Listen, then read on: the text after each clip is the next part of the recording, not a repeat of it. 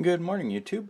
As the headline of this local newspaper article asks, new 49ers Stadium, is it really environmentally friendly or just eco-hype? So this line from the article here sets the tone for the stadium project. The 49ers say their new home will be a model of ecological efficiency that will make fans in environmentally conscious Northern California embrace the project the way that Sierra Clubbers hug old-growth redwoods.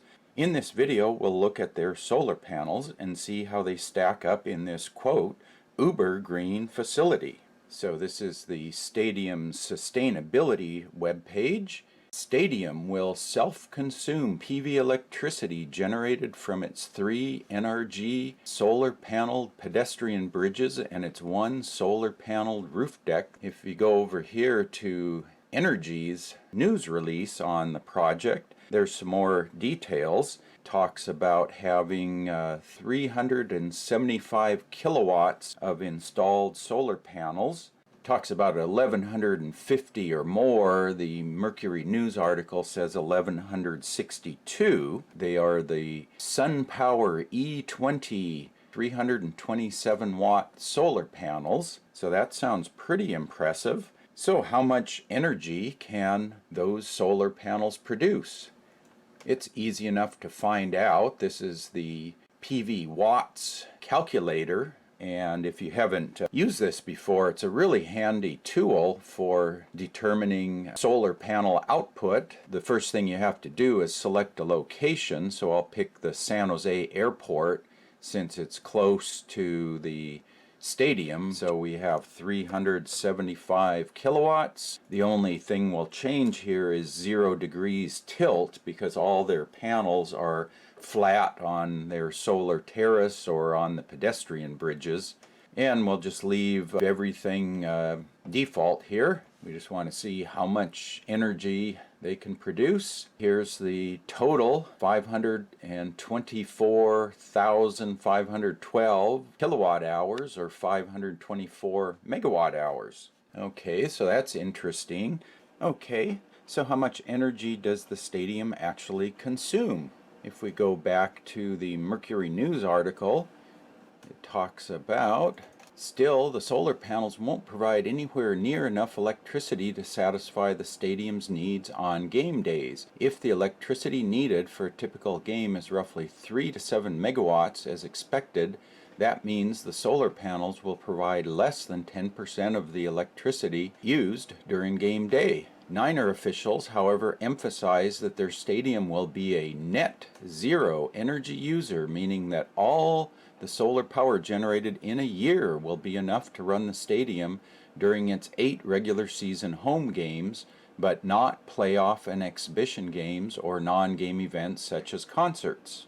Okay, so if we go to the PV watts number, I'll just use megawatt hours, so that was 524.5 megawatt hours, and divide by 8. That says each home game uses 65.5 megawatt hours of energy using their numbers, and that number kind of makes sense if you use their stated 3 to 7 megawatts of load. And you'll notice, if you go back here, there's only a few months out of the year where they can even generate enough for one game in an entire month. And then you have to realize there's actually 40 events per year at the stadium. Instead of being a net zero energy user, it's more like a net 80% energy user. They're providing power for 8 out of 40 events. But then if you figure in that they have 500 to 1,000 kilowatts of portable diesel generators and lighting towers running each event, perhaps 10 hours over the days leading up to an event, that's another 5 megawatt hours of diesel-based energy on top of the grid energy.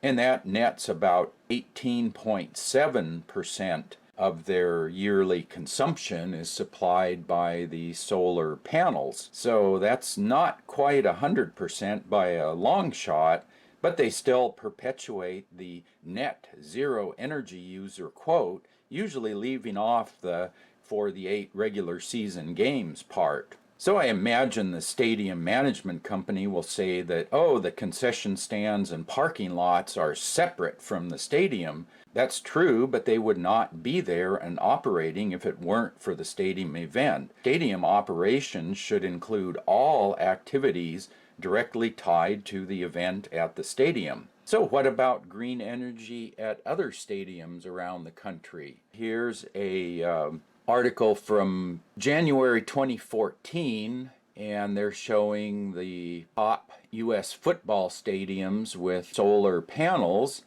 Way down here, second from the bottom, the newest stadium and almost the lowest power output, 0.337 according to this one. So they're second from the bottom on the 2014 list, and they're supposed to be the model of ecological efficiency. It just barely made the chart. Let's look at a year later chart. Here's an article from February 2015. And here, number 8 on the list is Levi Stadium. And I think the main issue at Levi Stadium is that they don't have much stadium-owned parking facilities. And most of these other facilities put solar panels up over their parking areas to provide shelter, shade for the stadium patrons, as well as solar power. Since the stadium doesn't have much parking, they can't do that. And then not only can't they install panels, but they have to then wheel in diesel lighting towers to provide temporary lighting for those parking areas. So I'm going to side with the eco-hype camp on this one.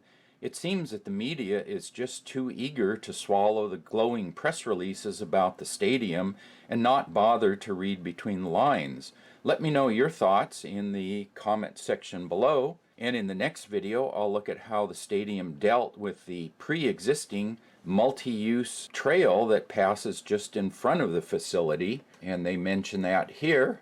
And if you've not already done so, subscribe to my channel for updates, and as always, thanks for watching.